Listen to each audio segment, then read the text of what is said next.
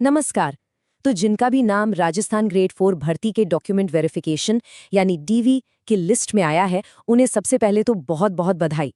अब समझिए कि ये भर्ती का अगला और सबसे ज़रूरी पड़ाव है। तो आज की ये जो पूरी बातचीत है, ये खास तौर पर इसी के लिए है, ताकि इस प्रोसेस के लिए तैयारी एकदम पक्की हो। तो चलिए बिना देर किए सीधे काम की बात पर आते हैं और देखते हैं कि क्या क्या जानना ज़रूरी है। देखिए, ये जो स्टेज है ना, ये सिलेक्शन प्रोसेस का फाइनल और सबसे क्रिटिकल मतलब सबसे अहम स्टेज है। यहाँ पर एक छोटी सी गलती भी महीनों की मेहनत पर पानी फेर सकती है। तो ये समझना बहुत ज़रूरी है कि तैयारी में कोई कमी ना रह जाए। तो बस अगले कुछ मिनटों में हम उन सारी ज़रूरी बातों को एक एक करके समझेंगे जो इस प्रोसेस के लिए चाहिए ही चाहिए। ठीक है, तो सबसे पहले ज़रा डेट्स पर नज़र डाल लेते हैं। देखिए, 16 जनवरी को रिजल्ट आ ही चुका है। 17 जनवरी से स्कोर कार्ड भी मिलने लगे। पर अब जो सबसे ज़रूरी बात है वो ये कि डिटेल्ड डीवी शेड्यूल कब आएगा। तो उम्मीद है कि ये जनवरी 26 के आखिर तक आ जाएगा और फिर प्रोसेस फरवरी में शुरू हो सकती है। मतलब सीधा सा है, तैयारी करने का जो सही टाइम है वो अभी है, इसी वक्त। तो अब बात करते हैं कि अभी की सिचुएशन क्या है। मतलब इस स्टेज पर सबसे इम्पॉर्टेंट क्या है। सबसे इम्पॉर्टेंट है सही और ऑफिशियल जानकारी से जुड़े रहना। किसी भी तरह की अफवाह या गलत खबर से बचना है। तो बस एक ही सोर्स पर भरोसा करना है।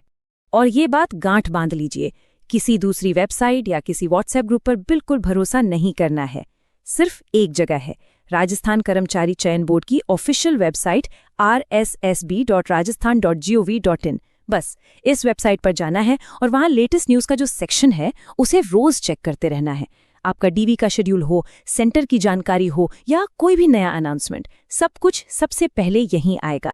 चलिए अब आते हैं इस पूरी बातचीत के सबसे ज़रूरी हिस्से पर, और वो है कौन कौन से डॉक्यूमेंट्स चाहिए। ये वो चेकलिस्ट है जिसकी तैयारी आज से बल्कि अभी से शुरू कर देनी है। सबसे पहला काम क्या करना है, अपने सारे ओरिजिनल डॉक्यूमेंट्स मतलब मूल दस्तावेज को एक फाइल में लगाकर रख लेना है। तो ज़रा इस चेकलिस्ट पर गौर करते हैं। सबसे पहले 10वीं क्लास की मार्कशीट और उसका पासिंग सर्टिफिकेट, ये दोनों चाहिए। फिर पहचान के लिए आधार कार्ड हो, पैन कार्ड हो या ड्राइविंग लाइसेंस, इनमें से कोई एक चलेगा।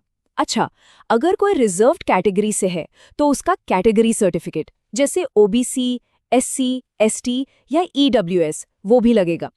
इसके साथ साथ राजस्थान का मूल निवास प्रमाण पत्र और हाँ, जो एप्लीकेशन फॉर्म भरा था उसकी एक कॉपी और कुछ नई पासपोर्ट साइज फोटोज भी अपने पास तैयार रखनी है।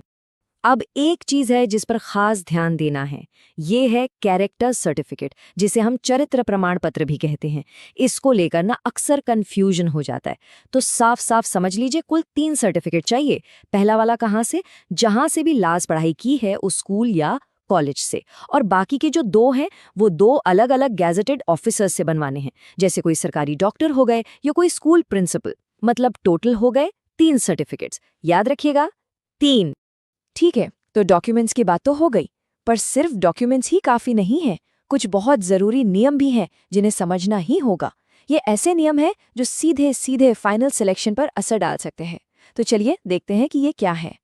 ये जो नंबर दिख रहे हैं ना 1-2, इसका मतलब क्या है। इसका मतलब बहुत सीधा सा है।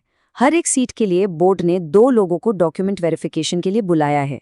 ये एक तरह की फिल्टरिंग प्रोसेस है। तो इस 1:2 रेशियो का मतलब साफ है और इसे अच्छे से समझ लेना है। डीवी के लिए बुलाए जाने का ये मतलब बिल्कुल नहीं है कि सिलेक्शन पक्का हो गया है। फाइनल मेरिट लिस्ट, जो कि 1:1 की लिस्ट होगी, वो तभी बनेगी जब सभी के डॉक्यूमेंट्स की जांच पूरी हो जाएगी और सब सही पाया जाएगा। अच्छा, अब एक सवाल है जो बहुत से कैंडिडेट्स के मन में होता है और परेशान भी करता है कि अगर एप्लीकेशन फॉर्म में और ओरिजिनल डॉक्यूमेंट्स में नाम, पापा का नाम या डेट ऑफ बर्थ में कोई छोटी मोटी गलती हो गई हो तो क्या होगा। तो पहली बात, घबराने की कोई ज़रूरत नहीं है। इसका एक ऑफिशियल हल है, और वो हल है एफिडेविट, जिसे हलफनामा भी कहते हैं। ये बस एक कानूनी कागज है जिसे कोई भी नोटरी बना देता है। इसमें आप कसम खाकर ये बताते हैं कि दोनों डॉक्यूमेंट्स में जो नाम या डिटेल है वो एक ही इंसान की है, और ये बस एक छोटी सी टाइपिंग की गलती है।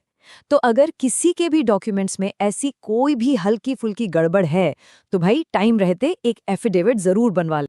ठीक है, तो लगभग सारी ज़रूरी बातें हमने समझ ली हैं। अब आखिर में इन सबको एक सिंपल से एक्शन प्लान में समेट लेते हैं, ताकि ये पक्का हो जाए कि कोई भी चीज़ छूट नहीं रही है। तो अब क्या करना है?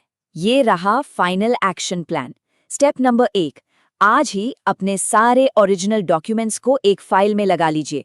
स्टेप नंबर 2, रोजाना ऑफिशियल वेबसाइट rssb.rajasthan.gov.in पर लेटेस्ट न्यूज़ सेक्शन चेक करना है। और स्टेप नंबर 3, अगर ज़रूरत पड़े तो छोटी-मोटी गलतियों के लिए एफिडेविट बनवाकर तैयार रखें। बस ये 3 स्टेप्स फॉलो कर लिए तो समझिए तैयारी पूरी है। तो आखिर में बस एक सवाल हर कैंडिडेट को खुद से पूछना है, क्या इस आखिरी और सबसे अहम पड़ाव के लिए तैयारी पूरी है? तो बस इस जानकारी का इस्तेमाल कीजिए, अपनी तैयारी में कोई कसर मत छोड़िए और फाइनल सिलेक्शन के लिए हमारी तरफ से आप सभी को बहुत बहुत